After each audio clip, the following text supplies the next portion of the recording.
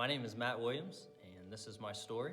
When I was about 7 or 8, I grew up in church a little bit, and I went ahead and made a profession of faith with my mother, as my mother and father had been taking me to church.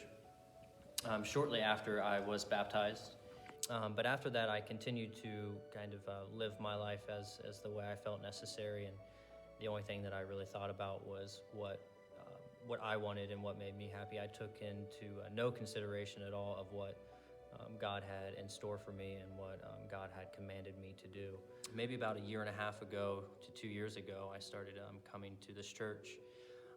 And during that period, it really started making me think about the way that I was living. As I still continued to live the way that I wanted to, the conviction was always kind of on my mind. It was around Valentine's Day, or it was on Valentine's Day of this year.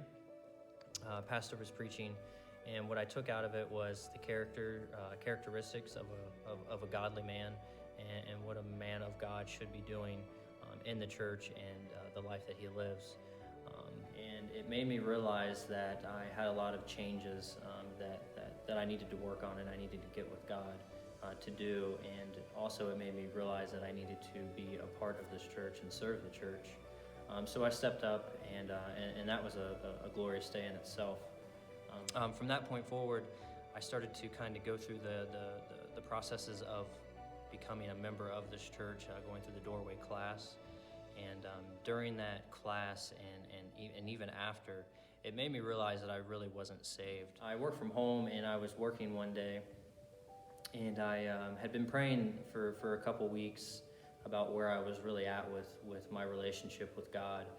And I felt an immense weight on my shoulders. And eventually I think God just broke me down. And I got down on my knees, and I just remember telling God that I needed him, and that there was nothing that I could do to make any progress, or the right progress, without him. I just asked for forgiveness for all the sins I've led, and turning my back on God, and asked him to save me, and he did that day.